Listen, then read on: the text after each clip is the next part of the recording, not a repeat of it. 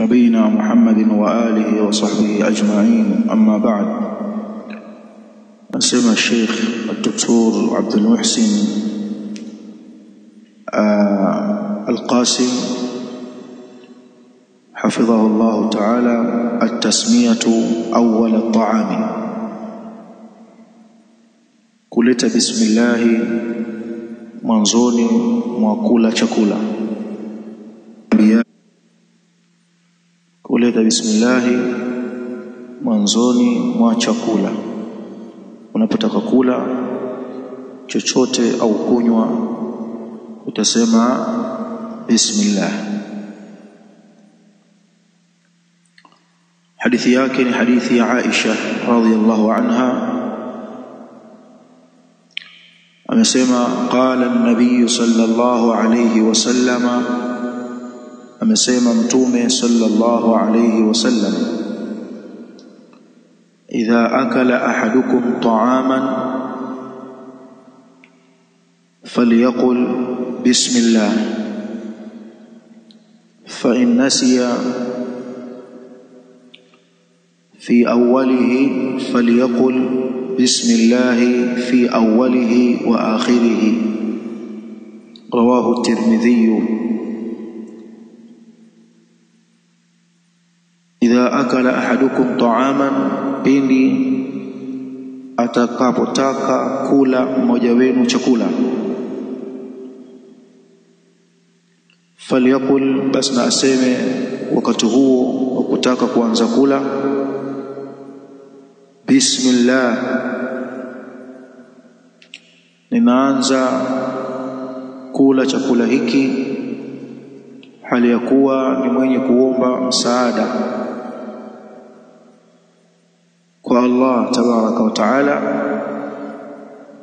hali ya kuwa natafuta baraka pia kupitia majina ya Allah tabaraka wa taala. Bismillah, sehemu hii ina maana hiyo, kwa jina la Allah naanza kula chakula hiki, au naanza kula chakula hiki hali ya kuwa ni mwenye kumuomba msaada Allah, nisaidie, anikinge. Wako ambao hutokea mtu akapoteza maisha kwa sababu ya chakula, ima ni tonge imemkaa mahala pasipo ndipo, imempita mahala pasipofaa, kaanza kukohoa na kukohozana mpaka likapelekea umauti wake. Na pia tuliona katika faida za kusema bismillah ni kwamba anazuiliwa sheitani asili chakula chako, kwa kuwa umemdhukuru Allah wakati wa chakula.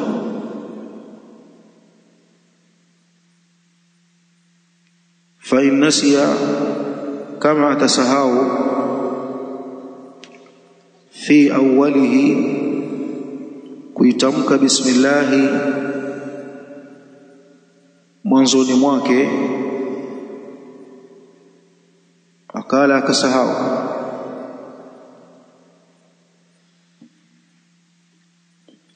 falyaqul, basna aseme pale atakapokumbuka, kama ni katikati ya chakula, katikati ya kinywaji, bismillah fi awwalihi wa akhirihi, kwa jina la Allah, fi awwalihi wa akhirihi, kuanzia mwanzo wake mpaka mwisho wake. Na hili huonesha juu ya huruma na upole wa Allah subhanahu wa ta'ala kwa waja wake, kwamba amesahau kutamka dhikri hii ya wakati wa kula au kunywa bismillah mwanzoni, akakumbuka katikati, haambiwi kwamba basi ndio ishapita tena. Sharia inamhurumia, inamwambia aseme bismillah fi awwalihi wa akhirihi. na imekuja riwaya bismillah awwalahu wa akhirahu badala ya bismillah fi awwalihi wa akhirihi. Imekuja kadhalika bismillah awwalahu wa akhirahu. Ilikuja pia katika sahihi mbili, sahihi ya Imam Bukhari na sahihi ya Imam Muslim, kutoka kwa Umar ibn Abi Salama radhiyallahu anhu أن النبي صلى الله عليه وسلم قال له kwamba hakika mtume sallallahu alaihi wasallam alimwambia walipokuwa wamemtengea chakula. Na huyo Umar ibn Abi Salama ni mtoto mlelewa katika nyumba ya mtume sallallahu alaihi wasallam. Mama yake aliolewa na mtume sallallahu alaihi wasallam baada ya kufariki kwa baba yake. Kwa kipindi hiyo umetenga chakula wanakula na mtume sallallahu alaihi wasallam, kijana huyu kama anavyojielezea radhiallahu anhu, mkono wake kipindi wanakula ulikuwa hautulizani.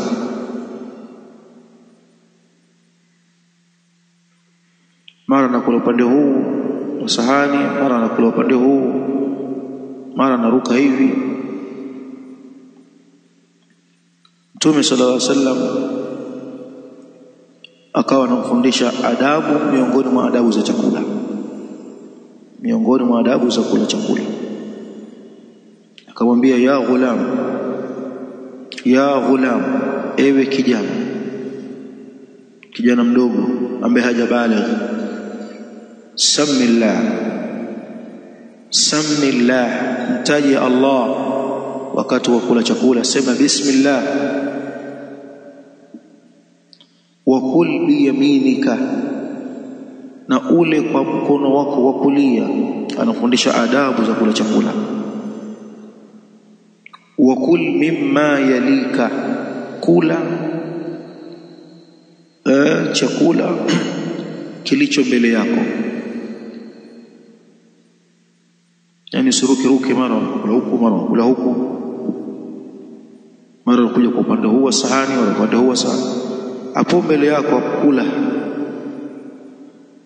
na unapokula mbele yako usitengeneze barabara kwenye kile chakula, ikawa ndo hapo palipoelekea hivyo hivyo. Kwa hiyo unaacha chakula kwa kulia na kushoto, mithili ya mtu anechimba mtaro. Unakula usawa mbele yako, lakini kulia na kushoto kwake inakwenda hivyo mpaka mkutane na yule ambaye yuko upande wa pili yako. Au kwa hiyo akamwambia wakuli mimma yalika, na ule chakula kinachokuangalia, kinachokutazama. Ikiwa chakula ni jinsi moja, kama ni maharage tu basi fanya hivyo, lakini kama kwenye sinia au sahani kuna chakula zaidi ya kimoja, kwa maana anaruhusiwa mtu akapeleka mkono sehemu ambao kuna kile chakula kingine. Kama sahani moja mathalan kubwa imetiwa vyakula zaidi ya kimoja, hapa pana wali mweupe, hapa pana pilau, huku kuna ndizi, kama wanavyofanya baadhi ya watu wanapoalika watu kwa mashughuli yao. Ikitokea kwamba sahani moja inaliwa na watu zaidi ya mmoja,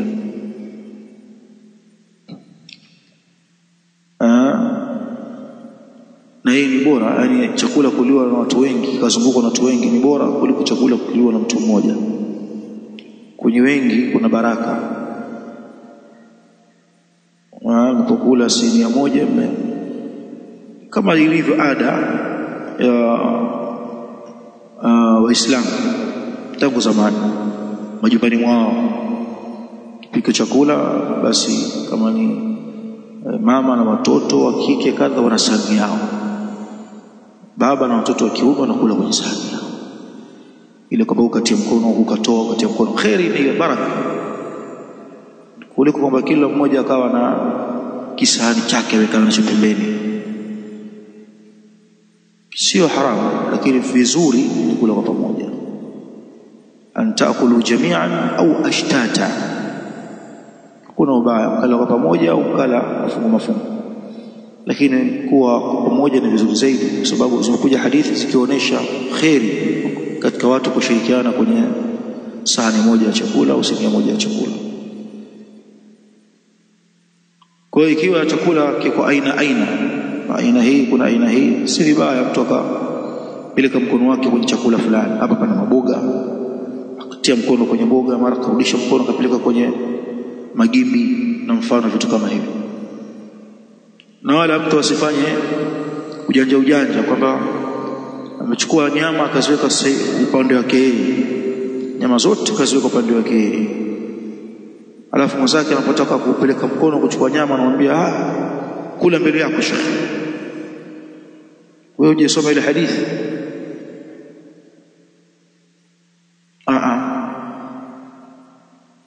Imekuja kwa isnadi ya hadithi hii kutoka kwa mama Aisha kwamba amesema kana an-nabiy sallallahu alayhi wasallam yaakulu ta'aman fi sittatin min ashabihi, alikuwa mtume sallallahu alayhi wasallam siku hiyo anakula chakula akiwa na masahaba zake 6 wanakula. Fajaa a'rabiyun, akaja bedui faakalahu biluqmatayn, akakimaliza kile chakula kwa tonge mbili tu, kapiga tonge mbili kamaliza chakula. Faqala Rasulullah sallallahu alaihi wasallam, akasema mtume wa Allah sallallahu alaihi wasallam, ama innahu law samma lakafakum, lau kama huyu bwana aliyekuja kula pamoja nasi angelisema bismillah wakati wa kuanza kula chakula hiki, la kafakum, bila shaka hiki chakula kingeliwatosha. Lakini bedui huyu kaja kavamia chakula, hakusema bismillah. Ndio maana tonge mbili zake zilikuwa ni tonge mbili adhimu, zilimaliza kila kitu. Ametaja al-Imam Tirmidhi, na hiyo huonesha namna kwamba jinsi walivyo mabedui. Wengi wao kama alivyozungumzia Allah kwenye Qur'an, wengi wao hawana akili. Mabedui, watu wa mashambani, na akili zao ni mukhaffaf. Hao ndio ambao walikuwa wakija Madina kwa Mtume sallallahu alaihi wasallam. Masahaba wanafahamu kwamba muda fulani Mtume amepumzika sallallahu alaihi wasallam, kwa hiyo hawamgongei kwamba awafundishe wala kadha. Lakini wao wakija mabedui wanakwenda kwenye chini ya dirisha la Mtume, wanagonga, ya Muhammad toka utufundishe. Likawa lina muudhi bwana Mtume jambo hilo sallallahu alaihi wasallam. Allah akateremsha aya kuwafundisha mazingira ya adabu, innal ladhina yunadunaka min wara'i al-hujurati aktharuhum la yaqilun, wengi wao ewe Muhammad, au hakika wale ambao wanakuita nyuma ya vyumba vyako wakati wa mapumziko yako, wengi wao hawana akili. Law annahum sabaru hatta takhruja ilayhim lakana khayran lahum, lau ungelifanya subira mpaka ukatoka wewe mwenyewe wakakuomba uwafundishe, ile ingekuwa ni bora zaidi kwa wao kuliko hivyo wanavyofanya ambao walikuwa ni mabedui. Kwa hiyo yani si ajabu kwamba bedui katoka huko kaja kujisimia kapiga tonge bila ya kusema bismillah, kwa sababu mara nyingi wanaokaa maporini akili zao zinakuwa susua.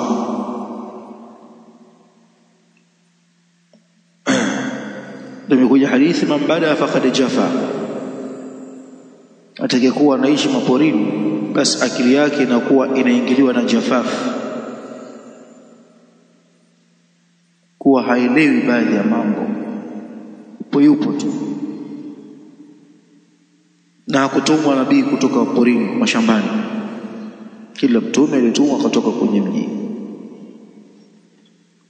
Na mfano hadithi hii ameipokea al-Imam Ibn Hibban kutoka kwa Abdullah ibn Mas'ud, amesema qala Rasulullah sallallahu alayhi wasallam, amesema mtume wa Allah sallallahu alayhi wasallam, man nasiya an yadhkura Allah fi awwal ta'amihi, atakayesahau kulitaja jina la Allah mwanzoni mwa chakula chake, faliyaqul hina yadhkur, basna aseme wakati akikumbuka, bismillah fi awwalihi wa akhirihi, kwa jina la Allah, au naanza kwa jina la Allah wakati huu, lakini kuanzia mwanzo wake na mwisho wake. Fa innahu yastaqbilu ta'aman jadidan, kwani hakika yeye huyo atakielekea chakula kipya. Wa yamna'u al-khabith, na atamzuilia shetani asiendelee kula ma kana yusibu minhu, kile alichokuwa akikipata katika chakula hicho. Hadithi hii ameisahihisha al-Allama al-Albani katika silsila al-ahadith as-sahiha. Wa at-ta'amu kasharabi fi dhalika, na chakula ni kama vile kinywaji katika hayo. Kwa maana kadhalika atakayesahau wakati wa kunywa kusema bismillah, akakumbuka katikati ya kunywa aseme bismillah fi awwalihi wa akhirihi, kama alivyosema al-Imam al-Munawi naam katika kitabu chake Faidul Qadir. Na mfano wa hayo akayazungumzia Ibn Uthaymeen katika sharh yake akisherehesha Riyadhus Salihin katika ile aya ya Allah tabaraka wa taala katika suratul Baqara. Allah anasema faman shariba minhu falaysa minni, ametaja kunywa. Aya ngapi na inasemaje? Faman shariba minhu falaysa minni wa man lam yat'amhu, so man lam yashrabhu, kasema wa man lam yat'amhu wakati ni maji anazungumzia, lakini akazungumzia wa man lam yat'am, nasiye yala. Ani Kiswahili wanasema hivyo, nasiye yala. Waman shariba minhu falaysa minni wa man lam yat'amhu fa innahu minni. Na alipozungumzia maji ya Zamzam akasema ta'amu tu'min, ta'am chakula, maji ya Zamzam. Akimzungumzia Talut, falamma fasala Talut biljunudi qala inna Allaha mubtaliikum binaharin,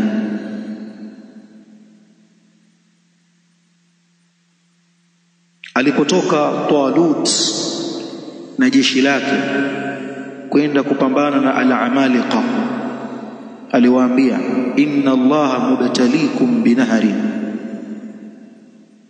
hakika Allah anawatahini kuziangalia subira zenu, anawatahini kwa kupitia mto ulio mbele yenu ambao mtauvuka hivi punde. Lengo la kukutahinini nyinyi kwa mto huo ili abainike nani mu'min na nani ni mnafiq. faman shariba minhu falaysa minni wa man lam yat'amhu fa innahu minni, yeyote atakayekunywa miongoni mwenu maji ya mto huo, falaysa minni, huyo hausiani na mimi, na wala hasuluhu huyo kushiriki jihadi pamoja nami. Wa man lam yat'amhu, ukija lugha yat'am imetokamana na ta'am, ta'am ni chakula, yat'am kwa maana wa man lam yadhuqil ma'a, asiyeyaonja maji, huyo atahusiana na mimi, kwa sababu atakuwa ametii amri yangu, na anafaa huyo kwa ajili kuna kushiriki jihadi kwa sababu ana utiifu. Illa man ightarafa ghurfatan biyadihi, isipokuwa yule ambaye atachukua fumba moja la maji kwa kiganja chake, huyo hatolaumiwa. Tumeelewana vizuri hapo? Mahalu shahidi imekuja wa man lam yat'amhu, Kwa hiyo na kinywaji ni kama vile chakula, ndio hoja hiyo unajengwa hapo. Kwa maana na atakayesahau wakati wa kunywa kinywaji chake kusema bismillah mwanzo wake, basi na aseme katikati yake bismillah fi awwalihi wa akhirih. Hadha huwa kullu alhikaya. Tumeelewana vizuri hapo? Hii sura al-Baqara aya nambari 249. Hukumu ya kupiga bismillah wakati wa kula chakula au kunywa kinywaji. Nini hukumu yake? Ni mubaha, ni sunna tu, uweza ukafanya ukaacha, kwa maana ya sunna ya watu wa fiqh. Ibn Uthaymeen rahimahullah ta'ala anasema watasmiyatu ala al-akli wajibatun, kuleta bismillah wakati wa kuanza kula chakula ni wajibu, ni lazima. Idha tarakaha al-insan fa innahu ya'tham, atakapoacha mtu kusema bismillah atapata madhambi, atapata kushirikiana na shaitani katika kula kwake.